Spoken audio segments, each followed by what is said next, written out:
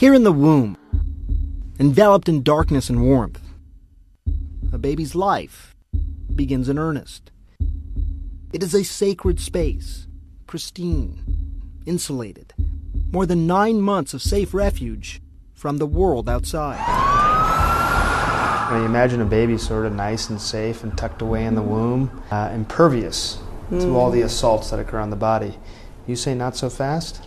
Not so fast. The placenta is doing its work as well as it can, but it is not a perfect barrier. And many chemicals do pass relatively easily across the placenta. Chemicals? In here? Babies are born every day with not one, not two, but hundreds of toxic substances. In a study by the Environmental Working Group, a non-profit environmental advocacy organization, an average of 232 chemicals were measured in the cord blood of 10 babies born late last year. Now, there's no science yet that demonstrates conclusive cause and effect between this mix of toxins our children are born with and particular health problems. But many leading pediatricians believe it's precisely what we do not know that makes this so troubling. For 80% of the common chemicals in everyday use in this country, we know almost nothing about whether or not they can damage the brains of children, the immune system, the reproductive system, the other developing organs. It's really a terrible mess we've gotten ourselves into. The list of chemicals measured in cord blood is, well, long. PBDEs, flame retardants in computers, televisions, mattresses, furniture. BPA in food cans, bottle tops, hard plastics. PFCs, water repellents used to make non-stick products, food packaging, carpeting, furniture. Phthalates, found in a wide array of products from children's toys to cosmetics. But how do they make their way from out here to in here?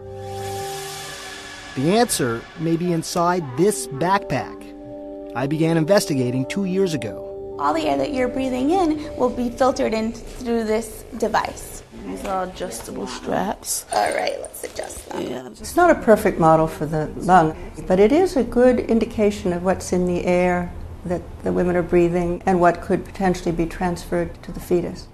Dr. Frederica Pereira is 12 years into a landmark study at Columbia University Center for Children's Environmental Health, following hundreds of pregnant women as they navigate these city streets, measuring their exposure to toxic substances, vehicle emissions, pesticides, secondhand smoke. Each one wears a backpack with a tube that acts like a lung, sucking in the same air that they're breathing. What researchers found was stunning.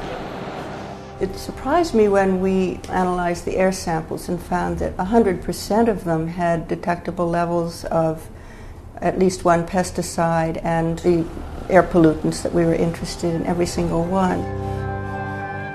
100% had pesticides, pollutants that scientists were testing for, eventually making their way from mom into the womb. Now, it'd be one thing if these chemicals were innocuous, but studies in both animals and humans suggest they may not be. These chemicals can have effects on brain development. All of that forces us to examine the safety of the safe haven. I hope this goes well, getting the message out. Molly Jones-Gray cares a lot about maintaining that safe haven. So you've been feeling good? She's a midwife and an advocate. Mothers-to-be, such as myself at the time, can make many choices to ensure a healthy pregnancy. We can take prenatal vitamins. We can eat a healthy diet. We can avoid cigarettes and alcohol. We can exercise. But of all the choices that we are able to make, we do not have a choice in this one. We cannot protect our babies from the powerful influence of toxic chemicals on their developing bodies. Yeah. And then we just check it. I usually say don't put anything on a baby's skin that you wouldn't eat. If you can't recognize any of the ingredients, if you can't pronounce them, probably not a good idea to put on our skin.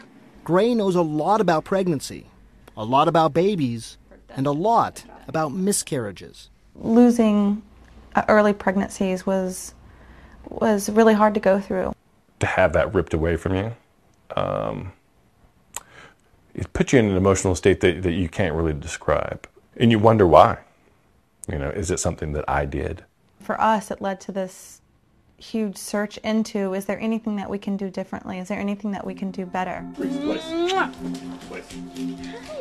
Molly and her husband did everything they could think of. They ate organic. They avoided fish with mercury. When she finally did get pregnant with her son Paxton, she had a blood test that found toxic levels of mercury, a heavy metal that can cause brain damage. Paxton, fortunately, is fine.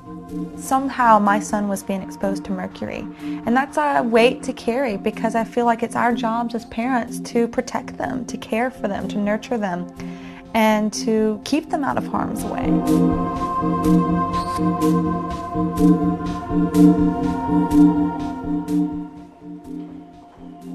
15% of children have at least one developmental problem. We've seen relationships between the air pollutants and chromosomal abnormalities.